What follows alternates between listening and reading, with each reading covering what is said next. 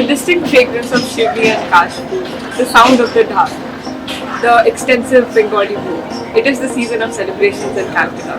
Hi, I am Hritika, a travel enthusiast at Savaari and also a local who has grown up in Calcutta. Today I am with Tanayesh. Hi, and we will take you through some of our memories of Durga Puja.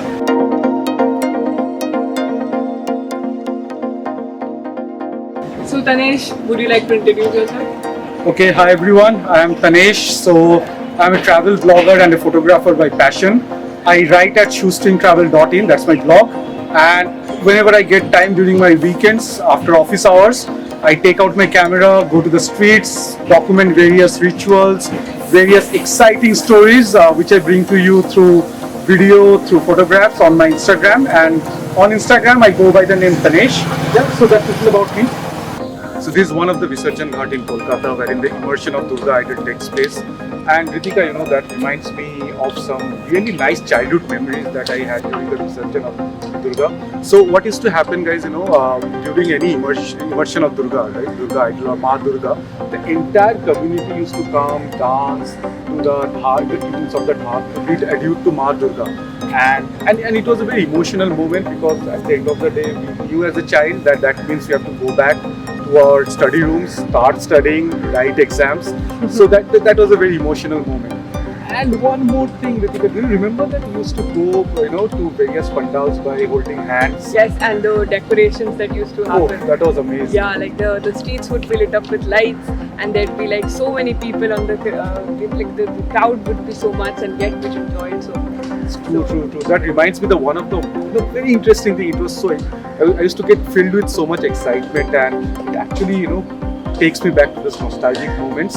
So I used to wear those new clothes and all, and used to hold the hand of my dad, parents, and also the family members used to get into the alleys of Kolkata to see Durga pandals, beautifully decorated Durga pandals, completely lit Kolkata. So it was so much fun. Yeah. Over the years, Durga Puja has evolved a lot in the cities, from creating a lot of waste out of pandals to moving to eco-friendly pandals and the idols. We've come a long way. For people like me who live out of the city, homecoming and Durga Puja is the same word. And yeah, sometimes we prefer to spend more time with the family, step out less than what we see from before the years. What do you think, Tanayesh? Like, how has the festivities evolved? So one good thing which I am noticing, in fact, which has happened over the years, earlier what used to happen, people used to flock to do pandal hopping at the commercial pandals. So when I'm saying commercial pandals, these are basically theme-based Durga Puja, which is to show various kind of social aspect.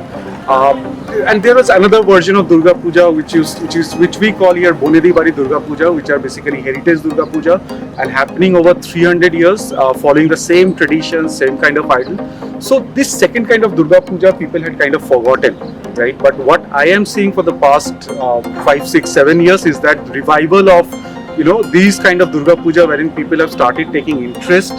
They have started going to these Bonedi Baris, they have started exploring the rituals of Durga Puja, and these Durga Puja has got a different essence altogether, right? Because the same tradition, the same kind of idol, and all the traditional aspects are followed in this Durga Puja.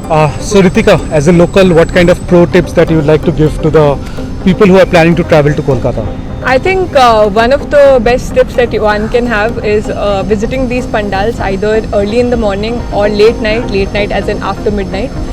This is solely because if you go in the evening or in the late afternoon, you'll find a lot of crowds.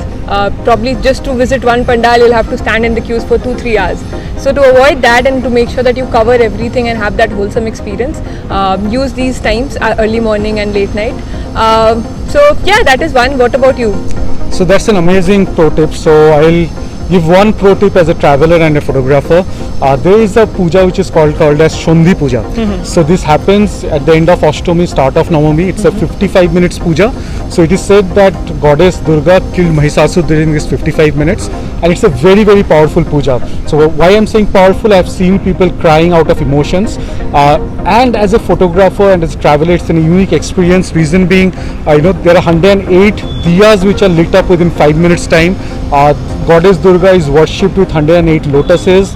You can see Dhunochina, you can see priest, praying with the typical lamps that we have in Bengal.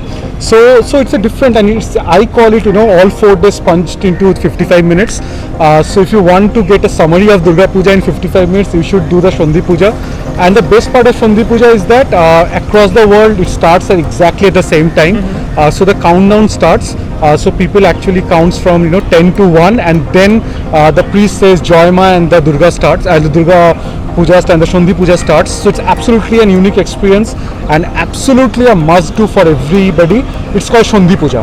And it starts across the world at the same time. It starts across the world at the same time. So in America, if it's 6 a.m. in the morning, it'll start then.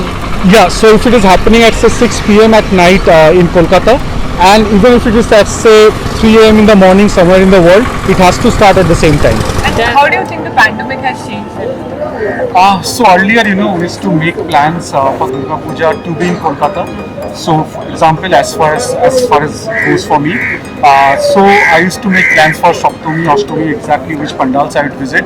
But now people are, actually planning out of Kolkata due to pandemic. They are taking road trips outside Kolkata. So I am also traveling outside Kolkata.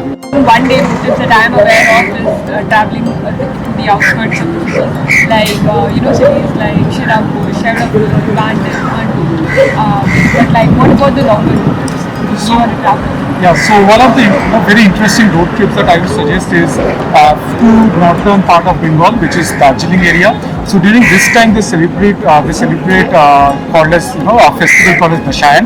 So Dashayan is nothing but a kind of Navratri, but with a punch of Durga Puja as well. So it's a different experience altogether.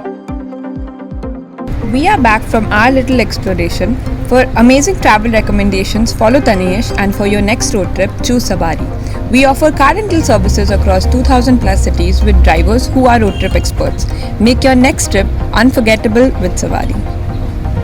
Oh yes, Savaari, I can vouch for that. Trust me guys, before I actually knew Savaari as a brand, I actually booked a car rental from Savaari and for one of the day trips, and it was amazing, the kind of sanitization and safety measures that they take. And the best part is that, the drivers work as local guides.